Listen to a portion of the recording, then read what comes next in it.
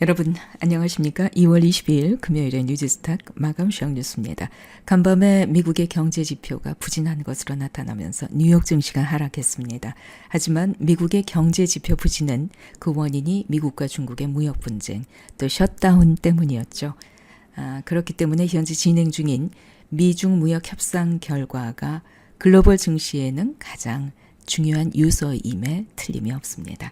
오늘 우리 국내 시장도 지속적으로 관망하는 분위기였습니다. 너무 눈치를 많이 보는 듯한 느낌마저 있었는데요.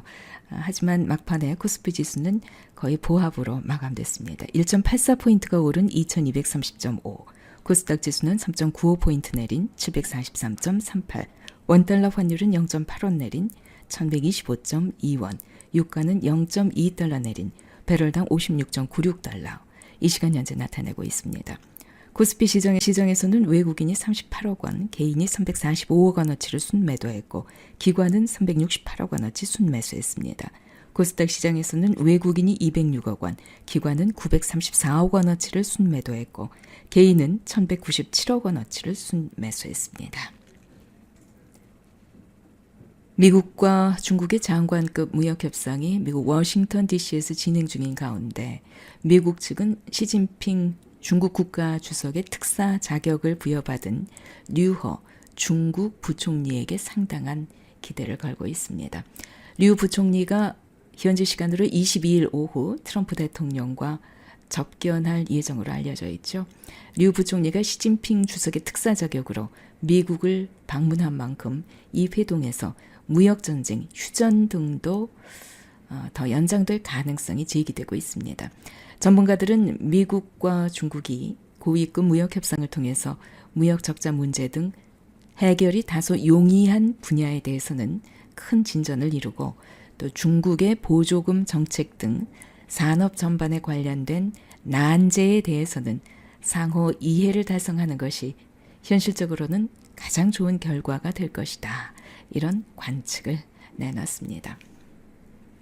오늘 특징 종목입니다. SBS 지배구조 개편 소식에 13.16% 상승 마감했습니다. 크리스털 신소재 최대 주주 변경 소식에 상한가 마감했습니다. 쿠첸 유아 가전용품 해외 진출 기대감으로 9.09% 급등 마감했습니다. 세로닉스 지난해 연결 영업이익이 전년 대비 2695%가 증가했습니다. 6.67% 상승 마감했습니다.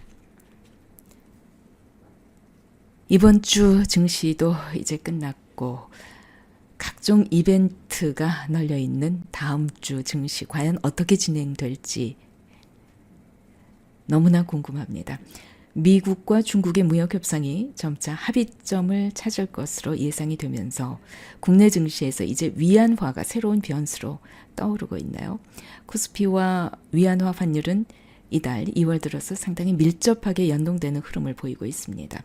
미국과 중국이 MOU 작성에 들어가면서 위안화의 안정적인 유지 문구를 넣을 것으로 예상되고 있습니다.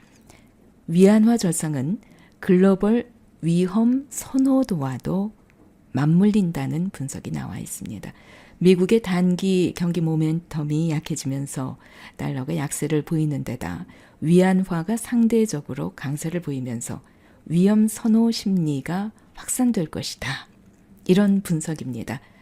결국 이렇게 되면 신흥국들의 증시 호조로 이어질 것이다. 낙관적인 분석이 나왔습니다.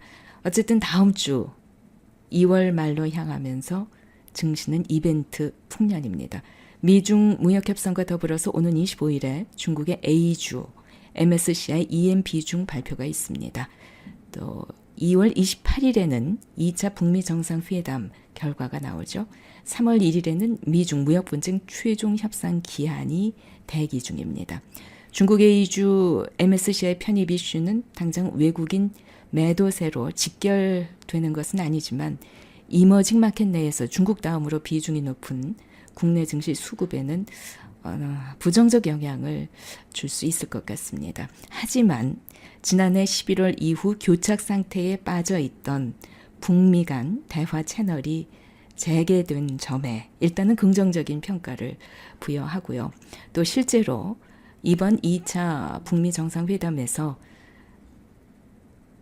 우리 정부의 바람대로 북한에 대한 제재 완화 또 남북 경협이 어느 정도 이루어진다면 이는 국내 증시가 강하게 도약할 수 있는 모멘텀이 되어준다는 것은 분명한 사실일 겁니다. 기다려봐야 되겠네요. 주말 즐겁게 보내십시오. 그리고 다음 주 월요일에 다시 만나 뵙겠습니다. 2월 22일 금요일에 뉴지스탁 마감 시황 뉴스였습니다.